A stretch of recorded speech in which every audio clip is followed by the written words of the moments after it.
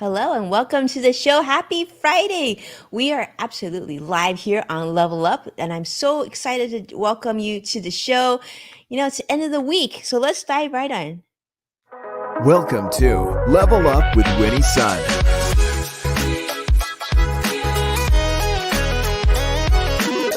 Market updates. Speed round. Award-winning financial pro. And now, get ready. I present to you Level Up with Winnie Sun. Friday vibes indeed. It's great to have you join me. If you're joining me live, hello and welcome to the show. If you're joining me on replay, it's great to have you join us as well. For those of you brand new to the show, I am Winnie Sun, your host, an award-winning financial pro, a Forbes contributor, and a CNBC council member. And we are coming live on over 6, 7, different social media streaming platforms. So it's great to see all of you. Definitely jump in, take a moment to introduce yourself. Would love to see how your Friday's going, right? Big way going into the weekend. I don't know. I'm really looking forward to it. Anyhow, let's talk about how the market is doing currently. It hasn't closed yet, still early in the day, but we got to celebrate the positives when we get them. It's a triple positive right now so far. Dow's currently up 204 points, Nasdaq up 70, and the S&P 500 is up about 19 as well. Yeah, still early in the day, but we'll take the positives as we can get them. Now, this is something I've been talking about for the last few days on the show, and you probably heard about Fed Chairman Jerome Powell. He's in Jackson Hole, Wyoming. And by the way, I don't know if you've ever been to Jackson Hole, Wyoming. If you've been to Jackson Hole, I don't know how you feel about it, but I absolutely love it there. In fact, if it were up to me, I'd be on a plane today and we'd be like, I would take the kids. We would go to Jackson Hole this weekend because it's so beautiful there. In fact, Yellowstone is probably my favorite national park. And I know we have some beautiful ones here in Southern California, but I'm just saying Yellowstone has my heart. It's so pretty. I love the waterfalls and all that. But I digress. So Jerome Powell is hanging out at Wyoming and Jackson Hole. And of course, some of the executives there are doing a little fly fishing and enjoying the views. But what we really want to hear and what we've been waiting for all week is what he's going to do about inflation and interest rates. Well, he finally gave us an idea. In fact, he is saying that inflation is still above the level where policymakers and himself feel comfortable, i.e., more interest rate hikes are coming. I don't know if that means one or more than that, but they're saying that they want to see inflation come down even more. And sure, he did say that he does see that some core inflation has decreased, so that's going the right direction. But, and this is a big one, he really wants to see inflation get back to the 2% level, which I don't know about you, but when I'm looking at my grocery bill and I'm looking at the cost of goods, I mean, even things as simple as, goodness, I'm preparing for my youngest's birthday party this weekend. Even things like his birthday cake, I'm going to call it birthday cake inflation because, wow, I think his birthday cake that he really wants, that he had like a few years ago, I think it's up like over $30 more. I couldn't believe how expensive it is. So let's just say that he's going to a smaller cake this year. But anyhow, yes, so we would like to see inflation down to the 2% range. So the Federal Reserve has already executed sort of multiple interest rate hikes, over 11 of them already. Now, that's bringing the key rate to its highest level. We know that mortgage rates are now at a 23-year high.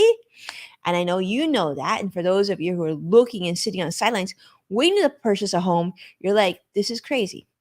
But unfortunately, they're sort of trying to make that decision of, they need to get inflation under control, but they don't want to go crazy with the rate hikes either, because that could definitely create more havoc for the US economy. So it's kind of like that Goldilocks, not too hot, not too cold. We'll see if they're successful in navigating Americans through this time and getting us to the regular, more normal inflation levels, but still keep the economy growing and continue to stay productive here in the United States. we'll have to keep with that story and see how that unfolds. And so, speaking of stories that we've been following, we've been talking about the Hollywood strikes, right? The writers and all that impact of AI and entertainment and streaming and all things like that. But one area that's also now talking about strikes, and I don't know if this is going to impact you, but I think it will. And I want to kind of delve into this story a little bit. And by the way, for those of you who were hoping to see Greg today, I was hoping to see Greg today as well for in the loop. He's under the weather. So that's why he's not with me today. So I didn't want to leave you hanging. So we're bringing up a special Friday edition of Level Up. But let's talk about this next story, which is about strikes. Now, UAW members have approved possible strikes at General Motors, Ford, and Stellantis, I think it's called. So basically, the United Auto Workers, which is UAW, is a union. Their members have granted overwhelming approval for potential strikes at these auto manufacturers. Now, why I think this is important for you to think about is, sure, you may not drive these vehicles, or maybe you do, right? And you might be like, well, how is that going to impact me? I'm not purchasing a new car anytime soon, or maybe my next car will go like full on electric vehicle. So does that really impact me? It does. And the reason that is because the strike authorization is trying to regain some of the things that they lost from previous negotiations between workers and the union. And I've got union and workers are together, but also the auto manufacturers. Because some of the complaints they're saying is now that there's more of a shift to electric vehicles at these manufacturers, and of course competing manufacturers, to EV vehicles, this is causing a decrease in workforce. Yeah. So think about like AI and now going to new technology, maybe more streamlined manufacturing. So 97% of the participating UAW members are supporting strikes at these three automakers. Now, the union represents 145,000 plus workers at these three manufacturers. And they're saying that they're not happy with income inequality. And of course, that they can't keep up, and corporate is making so much more money than they are.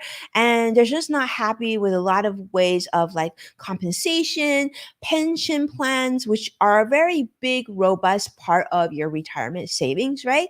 But also very costly for businesses, especially companies to maintain.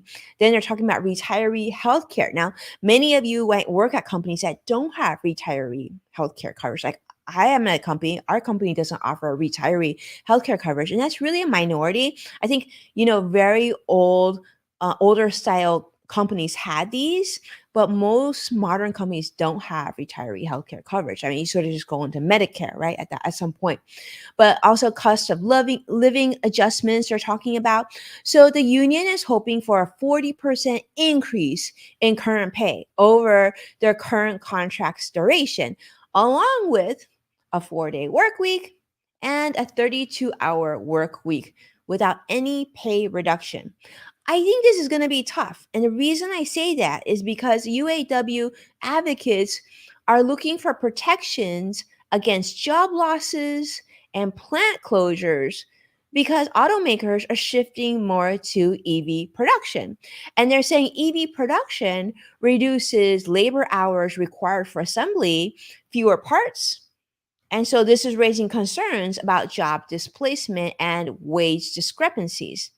So if we stand back a little bit and we look at the story, what do you hear? You're hearing that like seasoned, experienced employees at these auto manufacturers want to hold on to better pay, right? Better retirement benefits, better medical benefits, less working days of the week, but still, less, but not losing pay.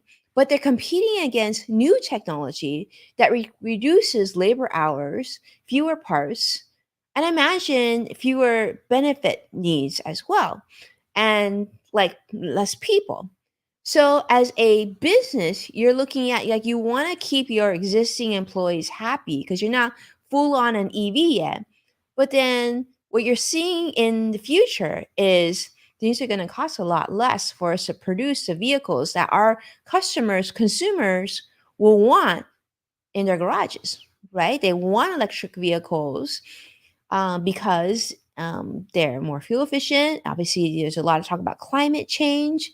Um, and it sort of just seems like that's the direction the auto industry is going anyway because of consumer demand.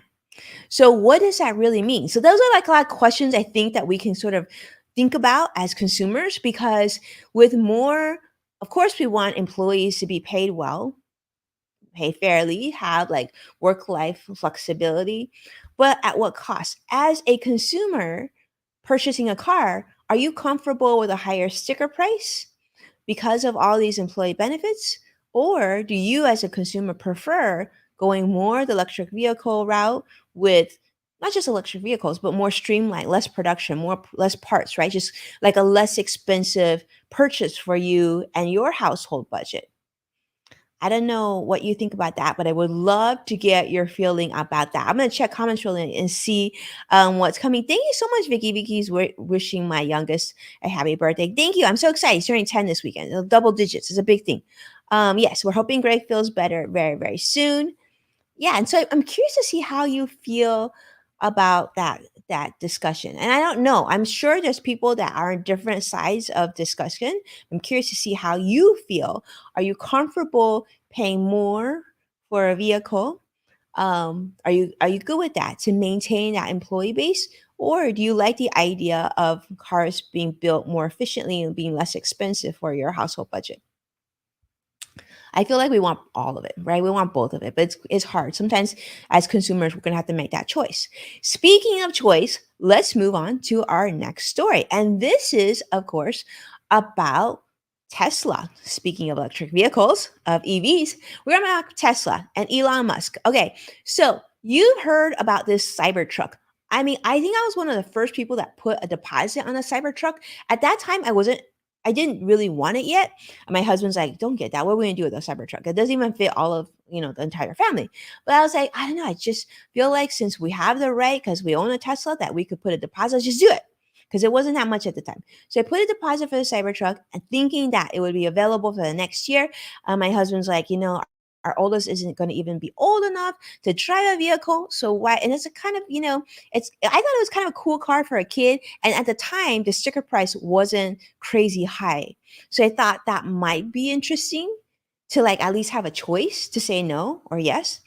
But here we are in 2023. In fact, now in almost the last quarter of 2023, and the Cybertruck still does not exist. And at this point, do we even think it's going to come this year and next year? I don't know, because there was a story, maybe it's a leak story, but I saw a story online. It's many publications are printing it about that Elon is not happy with the current Cybertruck quality. In fact, there have been Cybertrucks already leaked to, I guess people have taken pictures of them on the road or whatever. They've been tested. Anyhow, he is not happy because with the Cybertruck being mostly metal, right? And you can see, and they have very sharp lines. Like any bit of like when it doesn't match up, it just looks like a hot mess. So story is that Elon Musk is really not happy with the Cybertruck's current build quality after test driving this production prototype in their giga, I guess, warehouse. Or not, I shouldn't say warehouse. Their gigafactory in Texas. So he's emphasizing the importance of precision because of its bright metal and shiny edges. Any sort of dimension variation is going to be something that we're going to see, and it's just not going to look right. So this inconsistent build is really causing a lot of problems for him on this Cybertruck. And of course, everybody's waiting for when this car is going to come out. So you can't have everybody waiting. It shows up, it looks so distinctly different from any other car on the street, and then it's not going to look good. It's going to look sloppy, and that's just not going to work. So he is saying that he wants now what they call sub 10 micron accuracy in part dimensions. And you're probably like, what is that? Because I didn't know what this is. So I had to do a little bit of digging. So sub 10 micron accuracy is what you see in products such as Lego for those like I'm like surrounded by Legos right now because I have 3 kids. But Legos, you know how they're like just perfect. Every brick is like perfect. It's shiny. It just fits really, really well. They fit on top. You don't have a bad Lego. We call it in our house. Sometimes, some we'll get a birthday gift and it won't be a true Lego. It'll be what we call faux Lego. Faux Legos, sometimes they don't fit perfectly, but Legos always fit perfectly. That's your sub 10 micron accuracy. And they're saying it's not just Legos, but like soda cans, I guess they have this sub-micron accuracy that they achieved years ago in their manufacturing improvement system. So Elon Musk is saying this must happen at Tesla. And saying quality is now such a big thing for customers because they perceive even these small, consistent like panel gaps. They're saying, well, if this is the case for things that I can see, what about things I can't see in the vehicle? So we know that Tesla's had some manufacturing challenges, and even in 2018, they were talking about how they wanted to maintain consistent quality. But through the years, they've certainly gotten some complaints from owners. We've heard about like cars blowing up either or getting on fire, poor rankings and like initial quality surveys. So we'll see if they can pull through. And yeah, Joshua says, CrossX Fighter says he remembers Legos. Yeah, you remember Legos. I literally am surrounded by Legos. This is one thing that I have found with kids. They're willing to give, at least with like my kids. I have 3 boys, so maybe that has something to do with it. But they're willing to give up a lot of toys. Legos is something that even my 14-year-old is not ready to give up yet. So I just feel like, yeah, I know people that are in their 20s that don't want to sell me. I mean, at the time I was like trying to buy like used Legos for my kids to play with. I was talking to people in their 20s and they didn't even want to part with their Legos. So, yeah. Legoflation. I think Legoflation is a big thing too. All right. Segueing over to other things that I thought those was really interesting. I want to talk to you about Heineken. Now, for those of you who are like, wow, Heineken on when he's going to talk about Heineken on the show, that's different. Yes, it is different, right? Many of you know Heineken, very popular adult beverage beer. You see it all over the place, but one place you're not going to see it anymore is Russia. They have officially concluded, they have left that airport. They are no longer in Russia. In fact, here's the thing. This is what makes the story really interesting. They sold Heineken, huge Heineken, right? Tons of business, tons of manufacturing, thousands of employees. They sold the business for, get this, $1. Yep. They sold Heineken for $1 to Russian manufacturer Arnes Group. This is completing their withdrawal process that they started in March of 2022. In fact, the Heineken CEO has said that, yes, they face a lot of challenges with large manufacturing companies and leaving Russia. This is just yet another sort of phase of doing this. The company anticipates, get this, a total loss of $323 million resulting from this deal. But because of that full scale invasion that is still ongoing in Ukraine by Russia in February 2022, like we're over almost going into 2 years of this, many multinational corporations have left or have announced intentions to completely leave Russia. So in the subsequent 18 months, the Kremlin has introduced obstacles now for companies like here in the West to divest their Russian assets. And they're even imposing substantial fees on these sort of sales.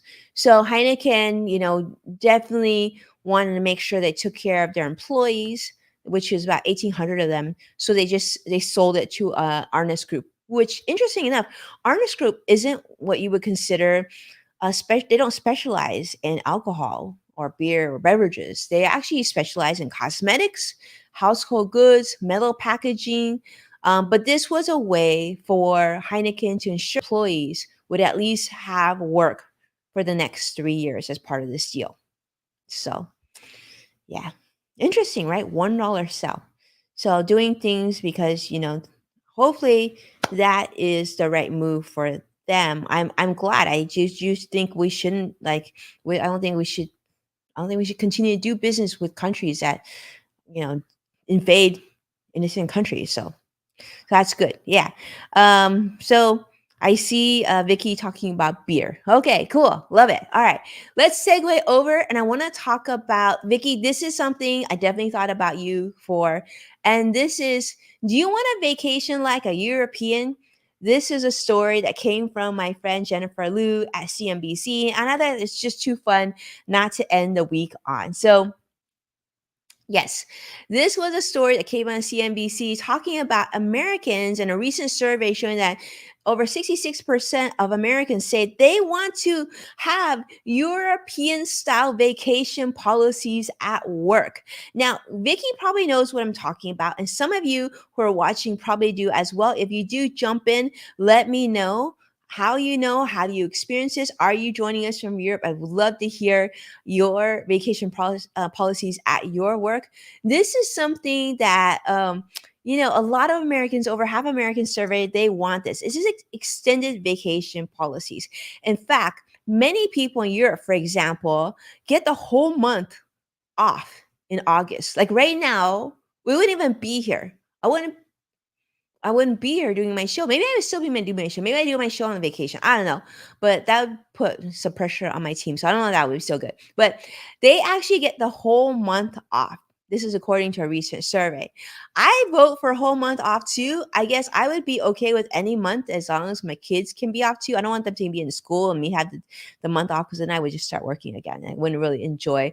And then I guess I would also ask for the stock market to be closed because as long as the stock market is open, I can't really take long vacations. So, in contrast to the European Union's guarantee of at least 20 working days of paid vacation, in contrast to that, here in the United States, you only get on average 11 vacation days per year for employees. And like that will differ, right? Depending on you just joined a company, if you've been there a long time, if you work at a large company or a small company. Yeah. So some Americans, believe it or not, 21%, in fact, oppose the idea of longer vacation policies. Who are these people? Like, I feel like we have to have a conversation. 21% don't want longer vacations. Okay. Anyway, while others are just unsure or have no opinion on the topic. Okay, I get that. But the survey did say that, some people are completely against extended time off. Maybe this is like the business owners. Maybe that's it. The business owner and managers. Because they're saying that it shows that about half of American workers would use the extra time for work-related activities or skill improvement. That doesn't sound so bad, but that would be your choice, right? Additionally, 41% of US workers surveyed in this report show that they now have a greater career satisfaction compared to before. And I would guess, I want to hear what you think, why that is. Like 41% is a pretty large amount, suggesting that extended periods of vacation wouldn't appeal to this group. I'm guessing is because of the pandemic, more people are working hybrid or working from home, and that can lead to job satisfaction of having choice, right? Of where you work, and you can juggle things like doing laundry and starting to make dinner and just having some work-life balance. Maybe that's why. So they're saying that Americans have expressed interest in adopting other European practices.